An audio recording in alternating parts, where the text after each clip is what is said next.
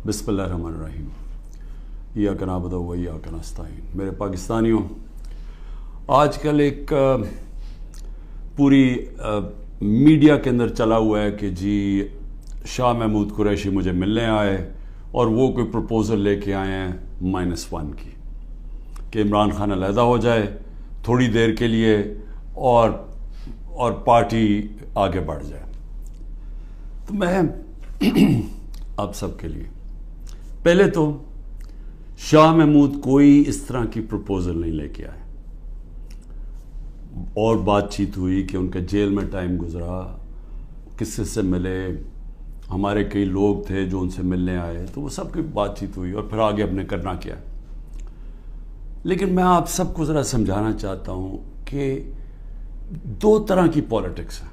ये आपने बड़ा ज़रूरी समझना है, क्योंकि एक पॉलिटिक्स में ये -1 चलता है। वो कौन सी पॉलिटिक्स है? उसको पावर पॉलिटिक्स कहते हैं। वो पॉलिटिक्स होती है इक़्तिदार की पॉलिटिक्स। वो पॉलिटिक्स है कि अगर इमरान खान प्राइम मिनिस्टर बनना चाहे, अच्छा जी अभी इस्टेब्लिशमेंट मेरे से नाराज़ है, चलो मैं थोड़ा पीछे हो जाता हूँ, पार्टी को आगे कर देता हूँ, कोई डील कर लेता हूँ, कुछ समझौता कर लेता हूँ और उसके बाद फिर आगे जाके देखेंगे कि अभी किसी और के हवाले कर दूँ तो वो उसके बाद फिर मेरी बारी आ जाएगी। इसको पावर पॉलिटिक्स कहते हैं। दूसरी पॉलिटिक्स है जो मैं पॉलिटिक्स कर रहा हूँ 27 साल से। वो पॉलिटिक्स है जो कायदे आज़म की पॉलिटिक्स थी। वो पॉलिटिक्स वो है जो कि मिशन की पॉलिटिक्स है, कोई वो ज़ात की पॉलिटिक्स नहीं है।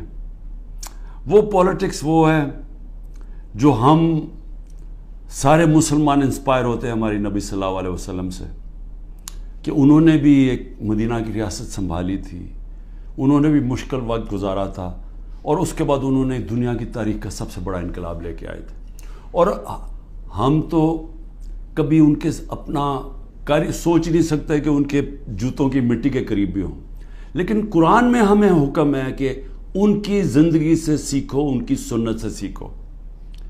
वो पॉलिटिक्स बड़े मकसद की है, वो अपनी ज़ात से हट के है कि मेरे नबी सल्लल्लाहु अलैहि वसल्लम जब सारा अरब उनके नीचे आ गया था तो उन्होंने अपना रहन सहन नहीं बदला, वो जिधर थे उधर ही रहे। मकसद बड़ा था, तो हम तो उनसे इंस्पायर हुए हैं। मैं तो ना पॉलिटिक्स में आता ही ना कभी। तो मैंने जो इंसाफ की तहरीक शुरू की थी, ये मदीना, और कहा था कि इस्लामी फलाही रियासत हमारा मकसद है। हम मदीना की रियासत से इंस्पायर हुए थे, हम उनकी सुन्नत से इंस्पायर हुए थे कि जो वो इनकलाब लेके आए थे। और वो जो इंसाफ है, ये बार बार प्लीज़ मेरी बात सुन लें, इंसाफ, सारे अल्लाह के पैगंबर इस दुनिया में इंसाफ की बात करने आए थे। इंसाफ क्यों इतनी अहमियत रखता है? क्योंकि इंसानों को इंसाफ आज़ाद करता है। फ़िरौन क्यों कुरान में बुरा समझा जाता है? इंसानों को ग़ुलाम बनाया था उसने जुल्म करके। क्यों नबी सल्लल्लाहु अलैहि वसल्लम दुनिया का इनकलाब लेके और छोटे से इंसानों को बड़े इंसान बना दिया? क्योंकि इंसाफ से आज़ाद कर दिया। ला इलाहा इल्लल्लाह ने लोगों को आज़ाद कर दिया। तो जो मेरी तहरीक थी इंसाफ की, वो असल में आज़ादी की तहरीक थी, क्योंकि इंसाफ आएगा तो लोग आज़ाद होंगे। और जो मेरा सारा तजर्बा था दुनिया का, जो मगरब को मैंने देखा, तो वहाँ क्यों लोग जाते हैं नौकरियों के लिए? क्यों वहाँ खुशहाली है? क्योंकि लोग आज़ाद हैं। लोग आज़ाद क्यों हैं? क्योंकि वहाँ इंसाफ है, रूल ऑफ लॉ है, हकूक़ की उनका इंसाफ का निज़ाम मेरे हकूक़ की हिफाजत करता है। वहाँ ये हरकतें नहीं हो सकती जो पाकिस्तान में होती रही हैं। और मैं ये भी कहता हूँ कि मेरे अपने लोगों को, मैं अपनी टीम को बताता हूँ कि अब आपको पता चला जो हमारे पर जब जुल्म हुआ कि कैसे पाकिस्तान का कमज़ोर तबका, मज़दूर, हारी, किसान, जो कमज़ोर तबका है, गरीब, वो छाबड़ी वाला, छोटे दुकानदार, छोटे सनतकार, ये हर वक्त उनको इसका जुल्म का सामना करना पड़ता है। जब वो ताकतवर के सामने आते हैं, उनके पास कोई उनकी हिफाजत करने के लिए नहीं, उनके तहफ़्फ़ुज़ करने के लिए नहीं, उनके फंडामेंटल राइट्स को कोई किसी किस्म का तहफ़्फ़ुज़ नहीं। और इसलिए थाना कचहरी पटवारी की पॉलिटिक्स है, क्योंकि जो उनका राइट है थाना कचहरी पटवारी, वही उनको ادھر ظلم ہوتا ہے ان کے اوپر، ان کی زمینوں پہ قبضہ ہوتا ہے، قبضہ گروپ ہے یہاں، کیونکہ انصاف نہیں ہے. تو یہ میری ساری موومنٹ شروع ہوئی تھی تب 27 سال پہلے. یہ میری موومنٹ تب تک رہے گی جب تک میں زندہ ہوں، جب تک ہم اس ملک میں حقیقی آزادی، انصاف لے کے حقیقی آزادی نہیں لے کے آتے. اب یہ جب مجھے یہ کہتے ہیں چیزیں کہ جی وہ -1 کیسے ہوگا؟ جو آدمی ایک تحریک پہ 27 سال سے لگا ہوا ہے، ایک ملک کے اندر ایک جدوجہد کر رہا ہے، تو وہ کیا وہ ڈیلز کرے گا؟ کیا اس کو کیا چیز اس کو خریدے گی؟ بتائے میرے ضمیر کی کیا قیمت ہے؟ کیا پرائم منسٹرشپ قیمت ہے کہ اگر آپ یہ کر دیں تو آپ کو پرائم منسٹر میں تو پرائم منسٹر بن چکا ہوں. اور میں نے جب پرائم منسٹر بنا میں نے ایک بات کہی کہ اگر پھر وہ مجھے 2018 کا موقع ملتا میں سیدھی الیکشن پھر سے کرواتا، کیونکہ جو میں انصاف لانا چاہتا ہوں اور طاقتور کو قانون کے نیچے لانا چاہتا ہوں وہ آئی تب سکتا ہے جب آپ کے پاس طاقت ہو. تو جب ایک کمزور ایک کولیشن گورنمنٹ، وہ کیسے اس میں کیسے طاقت ہوگی کہ اس ملک میں انصاف قائم کرے؟ تو میں نے اس لیے بار بار میں نے کہا، میرے سے جب لوگوں نے پوچھا کہ آپ نے کیا غلطی کی، میں نے کہا میں نے غلطی یہ کی کہ مجھے شروع میں الیکشن کروا دینے چاہیے تھے، اور کمزور گورنمنٹ سے میں وہ اصلاحات جو لانا چاہتا تھا وہ نہیں لا سکتا تھا. تو اب میں آپ کو بتاؤں کہ جس طرح کی حرکتیں ہو رہی ہیں میرے لوگوں کے اوپر، میں اس لیے یہ آپ کے سامنے رکھنا چاہتا ہوں کہ آزاد معاشروں کے اندر یہ نہیں ہو سکتا. یہ صرف غلاموں کو ہوتا ہے. یہ صرف فرعون ایسی حرکتیں کرتا تھا لوگوں کے اوپر دہشت پھیلانے کے لیے، جو آج ہمارے پہ ہو رہا ہے. اور میں سارے پاکستانیوں کو کہنا چاہتا ہوں، جو اس وقت یہ پی ڈی ایم والے بھی بیٹھے ہوئے ہیں، یہ جو آپ تماشا دیکھ رہے ہیں، یہ یاد رکھیں کہ یہ آج ہمارے پہ ظلم ہو رہا ہے، یہ ظلم آپ کے اوپر بھی ہوگا جب ایک ملک کے سارے انصاف کے اداروں کو، جب ان کو استعمال کیا جاتا ہے، حکومتی اداروں کو استعمال کیا جاتا ہے ایک پارٹی کو ختم کرنے کے لیے اور ان کے لوگوں کے اوپر دہشت پھیلانے کے لیے. تو یہ سسٹم پھر جاتا نہیں ہے. کوئی بھی سنبھال کے یہ سسٹم سب اس اگر آج ہمارے حقوق نہیں، اگر ہمارے فنڈامنٹل رائٹس نہیں ہیں تو یہ اب کل آپ کے بھی نہیں ہوں گے. فنڈامنٹل رائٹس تو ایک قوم کی حفاظت ہوتے ہیں نا، ان کو ہیومن رائٹس کہتے ہیں. یہ ہیومن رائٹس سارے ملک کے ہوتے ہیں. یہ نہیں ہوتا کہ ایک طبقے کے آپ ہیومن رائٹس لے لیں اور وہ طبقہ کیا ہے؟ ملک کی سب سے بڑی جماعت جس کا سب سے بڑا ووٹ بینک ہے. اگر آپ اس کے ہیومن رائٹس آج وائلیٹ کر رہے ہیں تو اس کا مطلب ہیومن رائٹس نہیں ہے، کیونکہ ہیومن رائٹس کو تو ایک ملک کی عدلیہ اس کی حفاظت کرتی ہے. تو ہماری عدلیہ کے تو کچھ ہوتا ہی نہیں. ہماری عدلیہ نے تو سپریم کورٹ کہتا ہے الیکشنز ہوگی 14 مئی کو آئین کے مطابق، گورنمنٹ پرواہی نہیں کرتی. تو گورنمنٹ آگے کیوں الیکشن؟ یعنی یہ تو اس کا مطلب کہ اس وقت طاقت کی حکمرانی آ گئی، کیونکہ جب آپ آئین سے باہر نکل گئے تو قانون سے باہر نکل گئے، اس کے مطلب جو طاقتور چاہے وہ کرے گا. تو یہ سارے ملک کو افیکٹ کرے گا، یہ تباہی سارے ملک پہ آ رہی ہے. تو ہمارے لوگوں کو جو مجھے صرف افسوس یہ ہے کہ کوئی فرق نہیں کیا جا رہا.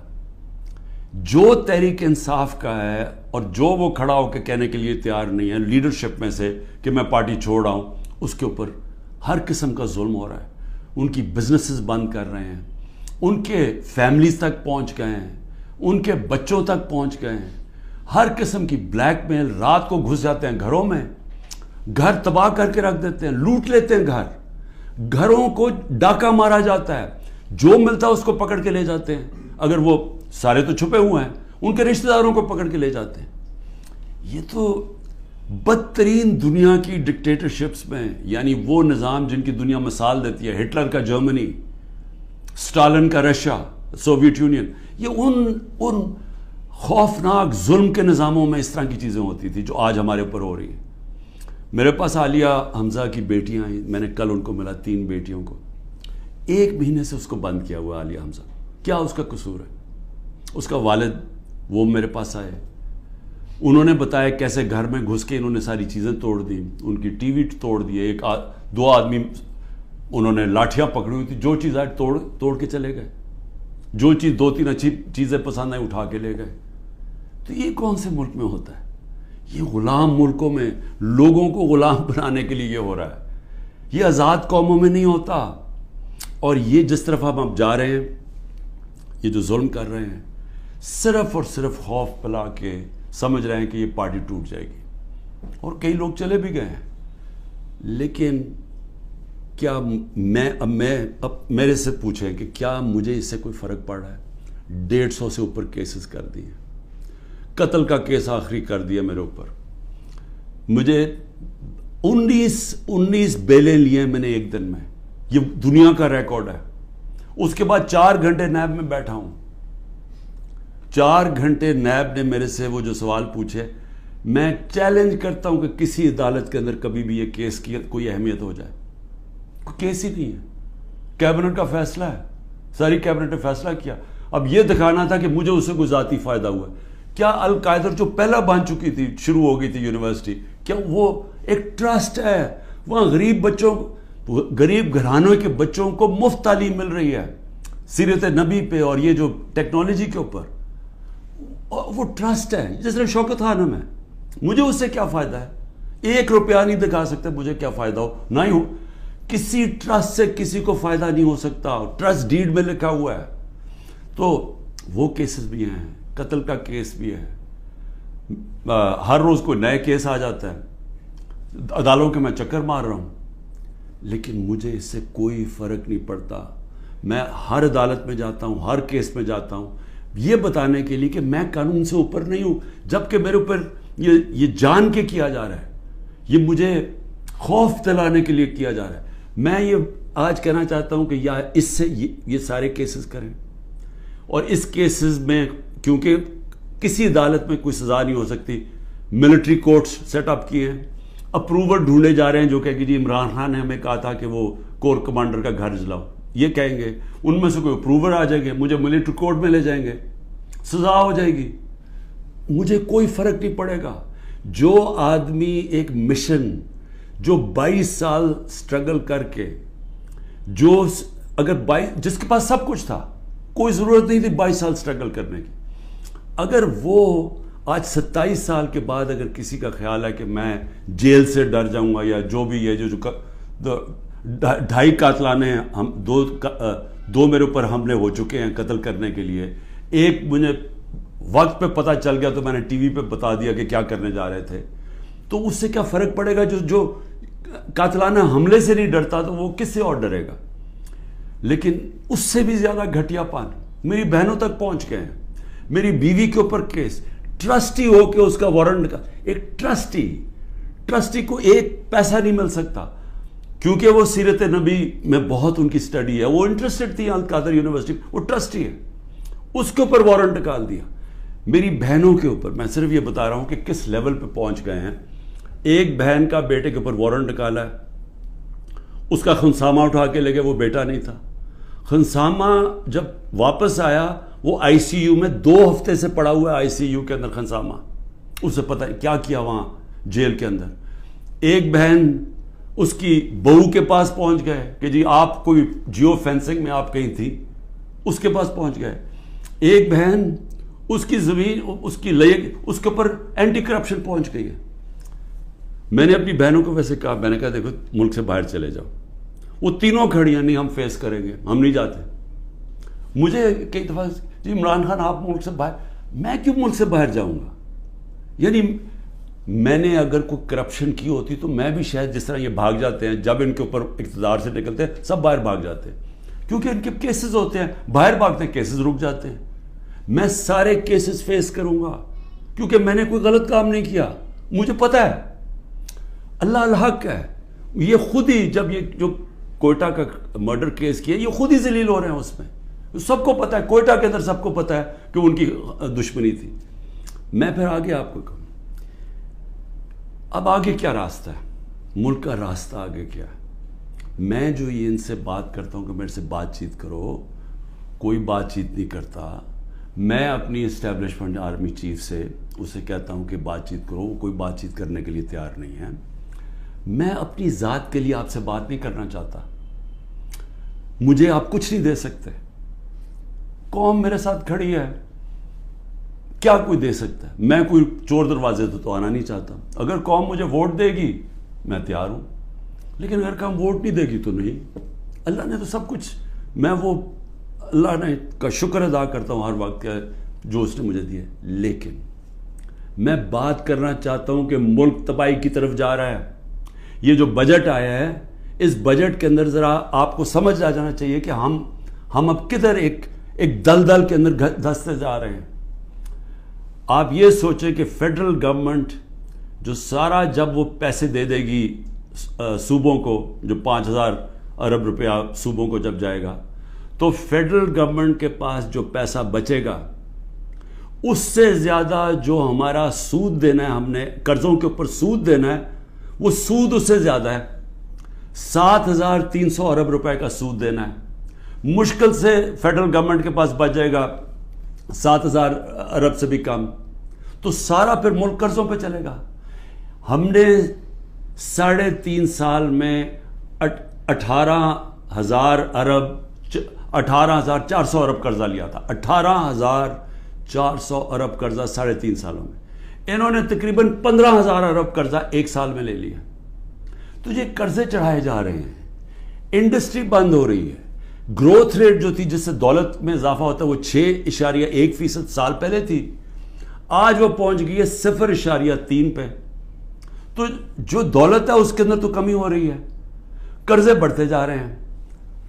ڈالر کدھر سے آئیں گے؟ انہوں نے 25-30 ارب ڈالر ایک سال کے اندر دینے ہیں, وہ کدھر سے آئیں گے؟ تو میں آج اس لیے یہ سوال پوچھ رہا ہوں کہ کوئی تو روڈ میپ ہوگا نا. ابھی تو روڈ میپ یہ ہے کہ کسی نہ کسی طرح عمران خان کو ختم کرو, اور اگر P T I Imran Khan سے تو اس کو ختم کرو. تو ابھی تو یہ ون پوائنٹ ایجنڈا, ساری ایجنسیز, سب کچھ, سارے ملک کے ادارے وہ اسی پہ لگے ہوئے ہیں کام کرنے. لیکن میں سوال کچھ اور پوچھ رہا ہوں. میں یہ نہیں کہہ رہا کہ کریں, ہم کھڑے ہیں. اس میں سے ایک آپ یہ کرم کر رہے ہیں کہ میرے جو نظریاتی لوگ ہیں وہ نظر آنا شروع ہو گئے ہیں کہ وہ نظریاتی لوگ کون ہیں, اور وہ نظر آنا شروع ہو گئے کہ جو ہمارے ساتھ اور مقصد کے لیے آئے تھے, ان نظریے کے لیے نہیں آئے تھے. تو ایک تو آپ فائدہ کر رہے ہیں کیونکہ صرف نظریاتی پارٹی اب پاکستان کو اس دلدل سے نکال سکتی ہے. لیکن نکالے گی کیسے؟ میری آخر میں بات سن لیں, ایک ہی طرح ہم نکلیں گے. ہمیں کوئی اب باہر سے پیسے دینے کے لیے تیار نہیں ہے. ہمارے جو دوست ملک ہیں وہ بھی پیسے دینے کے لیے نہیں تیار. میرے لیے جو سب سے زیادہ شرمندگی ہوتی تھی کہ جب میں اپنے دوست ملکوں سے پیسے مانگنے گیا ملک کے لیے, کیونکہ دیوالیہ نکلا ہوا تھا ہمارا, تو اس وقت ملک ہمارے پاس تو سب سے بڑا بیرونی خسارہ چھوڑ کے گئے تھے یہ نون لیگ والے, یہ اسحاق ڈار. تو ان سے پیسہ مانگنا سب سے شرمندگی تھی. اب کیسے نکلنا ہے میں آپ کو بتاتا ہوں کیسے نکلنا ہے. اس میں ایک سورس ہے اوورسیز پاکستانی, یہ یاد رکھ لیں. بیرون ملک پاکستانی آپ کو نکالیں گے ادھر سے, اور بیرون ملک پاکستانی کیسے نکالیں گے؟ میں نے پھر سے آپ کو کہتا ہوں کہ 16,000 پاکستانی امریکن ڈاکٹرز, ان کی نیٹ ورتھ 200 ارب ڈالر ہے. ہم آئی ایم ایف سے 6 ارب ڈالر کی پیچھے ان کے منتیں کر رہے ہیں کہ کسی طرح دے دیں ہمیں. 200 ارب ڈالر ان کی ہے, یہ صرف 16,000 ہے. 1 کروڑ باہر پاکستانی بیٹھا ہوا ہے.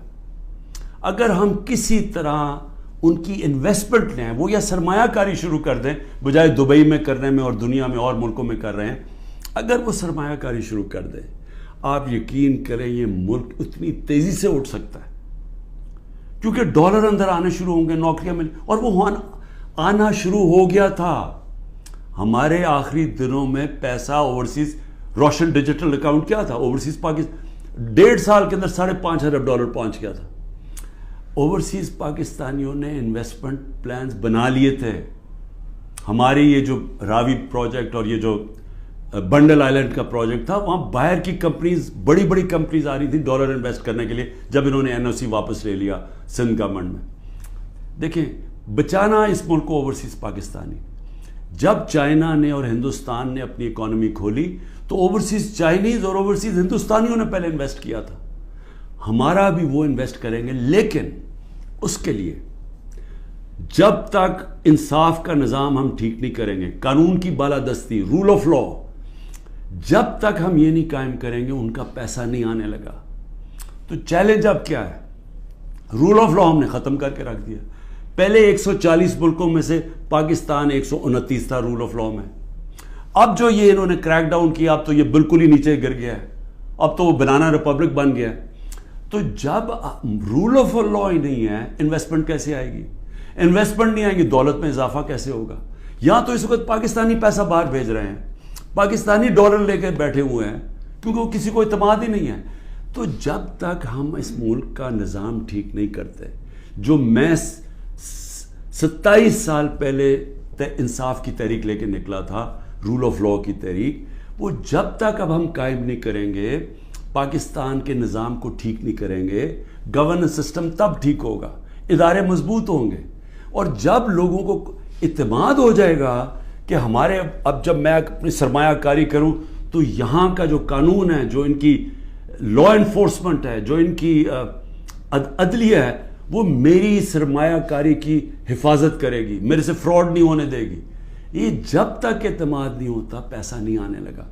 اور اس کے لیے جب تک کہ حکومت نہیں آتی جو پبلک مینڈیٹ سے آئے, جس کو پبلک سپورٹ کرے, جس کو بڑا ووٹ ملے اور پبلک کی سپورٹ سے آئے, صرف وہی بڑے بڑے فیصلے کر سکتی ہے.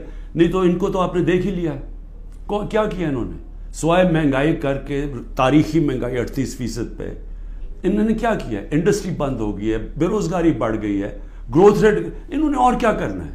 تو یہ جو ابھی تک تو گیم پلان میں یہی کھچڑی پکنے لگی ہے نا. آگے نئی آ گئی ہے, نئی جماعت ایک کریٹ کر دی ہے, ہم نے بھی اپنے بڑے بڑے اچھے 27 سال پرانے ہم نے لوگ وہاں بھی بھیج دیا ہیں ان کے پاس, اور ضرورت ہے تو حکم کریں ہم اور بھی بھیج دیتے ہیں.